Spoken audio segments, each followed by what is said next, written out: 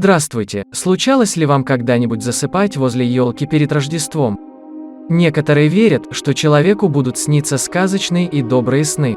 Автор же рассказа никогда больше спать возле елки не будет, если вообще будет спать в эту ночь. К вашему вниманию рассказ. Никогда не спите возле елки перед Рождеством. Если вам когда-нибудь довелось заснуть на диване возле елки в канун Рождества, никогда не открывайте глаза до утра, никогда.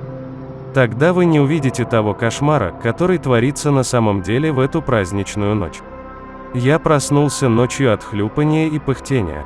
Взгляд был спросонья размытым, и зачем я только протер глаза руками. Слегка приподняв голову, я посмотрел на кухню и увидел там по-настоящему здорового, нет, я не оговорился, по-настоящему здорового, толщиной в 4 нормального мужика, человека. Он с жадностью поглощал печенье, оставленное детьми Санти. Я было уже собирался встать и разобраться, что вообще происходит, но в этот момент он запрокинул неестественным образом голову вверх, чтобы напиться, и я увидел красную шапку с белым помпоном на конце.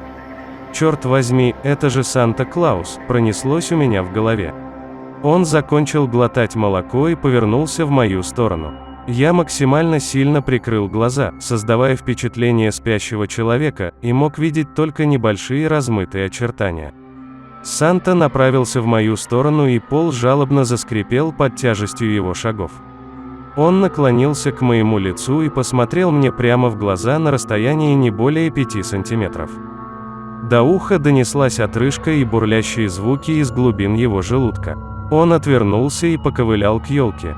Как только он подошел к ней, он начал извергать подарки из себя. С каждым разом звук становился все отвратительней и отвратительней, Санту реально рвало подарками.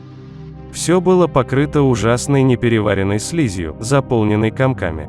Я действительно не знаю, что было хуже всего, вид происходящего, звуки или ужасный прогорклый запах. Как только непередаваемое зрелище прекратилось, он поставил свой мешок возле камина и развязал его. Из мешка выбрались крысообразные существа в метр ростом и молниеносно поглотили всю слизь с пола и подарков. Неужели это эльфы? Одно из существ случайно, а может быть и нет, съело с елки конфету в виде трости. Санта тут же кинул себе в рот несчастное создание и начал пережевывать. После этой отвратительной трапезы, он тут же отрыгнул новенькую леденцовую трость, протянул ее другому существу и жестом приказал повесить ее на дерево. Затем он с грохотом пукнул и заполнил комнату чем-то средним между яблоком, корицей и мятой. Надо признать, эта часть была не так уж и плоха. Наконец он шмыгнул носом и со звуком ломающихся костей втянулся в дымоход, и все затихло. Моя жена утром никак не могла понять, почему я наотрез отказался детям вручать подарки, а у рыдающего сына вырвал леденец прямо изо рта и выбросил в мусорку. У меня же просто язык не повернулся рассказать все то, что я видел в ночь перед Рождеством. Никогда не засыпайте возле елки в канун Рождества. Как главный герой будет после такого реабилитироваться перед женой и детьми, одному Богу известно, пожелаем ему удачи. А теперь пришло время сказать очень главные слова в этом году. Дорогие и горячо любимые мои зрители, вас пока немного, но каждый из вас мне очень дорог. Пусть я и делаю эти ролики, потому что мне самому нравится процесс, безответного отклика в ваших сердцах на мое творчество, все это не имеет никакого смысла. Я не хочу размениваться на банальные дежурные слова, хочу просто пожелать вам счастья. Пусть в новом 2022 году у вас все будет хорошо. Это крайнее видео на канале в этом году. Очень скоро мы с вами снова услышимся, и я надеюсь, в ближайшем будущем нас будет становиться все больше и больше.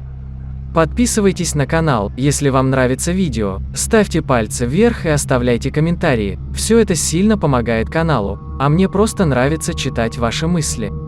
До новых встреч в 2022 году!